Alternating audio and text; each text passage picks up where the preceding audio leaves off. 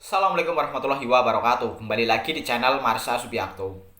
Pada kesempatan kali ini kita akan kembali membahas informasi menarik. Kali ini terkait dengan pelamar prioritas gitu ya. Atau siapakah yang akan diprioritaskan diterima sebagai P3K di tahun 2024 ini. Tentunya sesuai dengan regulasi yang ada ya, baik itu keputusan Menteri Pan-RB nomor 347, 348 maupun 349.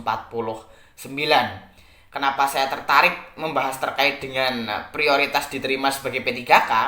Karena sebelumnya saya sempat membuat video bahwasannya ada ketua Dewan Pembina Forum Honorer yang kurang senang gitu ya, ada tenaga non ASN yang tidak masuk dalam database BKN, bahkan hanya bekerja minimal 2 tahun secara terus-menerus, kok diperbolehkan mendaftar sebagai P3K. Dan untuk menjawab terkait dengan hal tersebut, nanti kita akan coba jelaskan terkait dengan pelamar prioritas atau siapa saja yang akan diprioritaskan diterima sebagai P3K tahun 2024 ini. Dan mungkin untuk mempersingkat waktu, langsung saja berikut ini pembahasannya. Oke, bismillahirrahmanirrahim. Langsung saja kita mulai. Jadi inilah contoh kasus gitu ya, atau skenario siapakah yang akan diprioritaskan pada pelaksanaan seleksi P3K di tahun 2024 ini. Kita coba bahas ya. Misal, sebuah rumah sakit milik pemerintah kabupaten membuka seleksi P3K 2024 untuk jabatan perawat ahli pertama dengan jumlah formasi 50 orang. Dalam RS tersebut atau dalam rumah sakit tersebut masih terdapat pegawai honorer atau non-ASN dengan jabatan perawat ahli pertama dengan jumlah 100 orang. Artinya kan pasti ada 50 orang yang tidak diterima sebagai P3K jika 100 orang tersebut mendaftar semuanya sebagai P3K untuk formasi tahun 2024 ya. Terdiri dari ex tenaga honorer K2 sebanyak 20 orang, non ASN yang masuk database BKN sebanyak 20 orang, kemudian non ASN yang aktif bekerja minimal 2 tahun secara terus-menerus sebanyak 60 orang. Skenario siapa yang akan diterima sebagai P3K. Jadi untuk menjawab hal ini kita harus melihat regulasinya ya, yaitu berupa keputusan Menteri Pan-RB nomor 349 tahun 2024 tentang mekanisme seleksi P3K untuk jabatan fungsional kesehatan tahun anggaran 2024. Jadi pada diktum ke-27, penentuan pelamar yang lulus seleksi sebagaimana dimaksud pada diktum ke-26 diberlakukan secara berurutan bagi A atau pertama adalah ex tenaga honorer K2. B. Pegawai yang terdaftar dalam pangkalan data atau database tenaga non ASN pada BKN dan aktif bekerja pada instansi pemerintah. C. Pegawai yang aktif bekerja pada instansi pemerintah paling sedikit 2 tahun terakhir secara terus-menerus.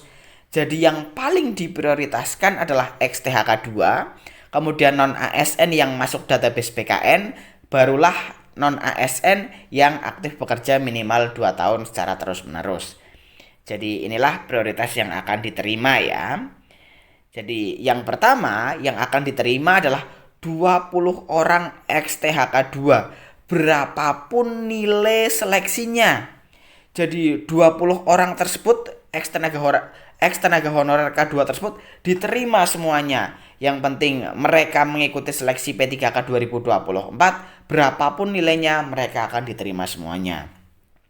Kemudian yang kedua, 20 orang non ASN yang masuk database BKN, berapapun nilai seleksinya gitu ya. Jadi 20 orang non ASN yang masuk database BKN ini juga diterima semuanya. Berarti kan sudah ada 40 orang nih yang diterima. Tinggal 10 kuota lagi atau 10 formasi P3K perawat ahli pertama lagi yang belum terisi. Nah, barulah 10 orang non-ASN yang aktif bekerja minimal 2 tahun secara terus-menerus dengan peringkat terbaik. Jadi tadi kan ada 60 orang nih yang masih tersisa yang belum diterima. Jadi 60 orang tersebut memperebutkan 10 formasi perawat ahli pertama untuk P3K tahun 2024. Jadi ex tenaga honorer K2 tetap diprioritaskan, kemudian non ASN yang masuk database PKN juga tetap diprioritaskan. Jadi regulasi atau aturan terkait dengan pengadaan P3K menurut saya sudah sangat adil gitu ya.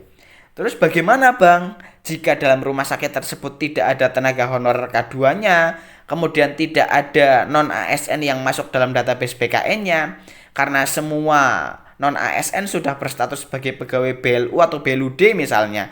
Jadi 50 formasi yang dibuka tadi semuanya diperebutkan oleh tenaga non ASN yang bekerja minimal 2 tahun secara terus-menerus. Jadi karena ada 100 orang berarti ranking 1 sampai dengan ranking 50 yang akan diterima. Jadi seperti itu ya. Begitu juga untuk formasi atau jabatan yang lain, baik itu guru, tenaga teknis, maupun tenaga kesehatan yang lain. Berbeda sedikit untuk guru, karena pelamar prioritas atau prioritas yang akan diterima untuk jabatan guru yang pertama adalah pelamar prioritas. Siapa pelamar prioritas? Jadi mereka para tenaga non-ASN atau guru yang sudah mengikuti seleksi P3K di tahun 2021 dan sudah lolos nilai ambang batas di tahun 2021 tetapi belum lolos seleksi P3K. Artinya belum mendapatkan penempatan sebagai P3K, merekalah pertama yang akan diprioritaskan, diangkat atau diterima sebagai P3K di tahun 2024 ini. Barulah ex tenaga honorer K2, kemudian non ASN yang masuk database PKN, dan guru yang aktif bekerja minimal 2 tahun di instansi pemerintah secara terus-menerus. Jadi itulah ya skenario terkait dengan siapa yang akan diprioritaskan diterima sebagai P3K di tahun 2024 ini. Dan semoga setelah pembahasan ini tidak ada lagi yang menganggap bahwa pemerintah dalam hal ini Kementerian Pan-RB tidak adil gitu ya. Kok tenaga non ASN yang baru bekerja minimal 2 tahun diperbolehkan? Tetapi jawabannya seperti ini. Ex tenaga honorer K2 dan non ASN yang masuk database PKN tetap diprioritaskan diangkat menjadi P3K tahun 2024 ini. Jadi mungkin itu ya informasi yang bisa disampaikan pada kesempatan kali ini. Jika ada tanggapan atau pertanyaan berkaitan dengan hal ini, teman-teman bisa tinggalkan di kolom komentar. Terima kasih. Mohon maaf bila ada kesalahan. Wassalamualaikum warahmatullahi wabarakatuh.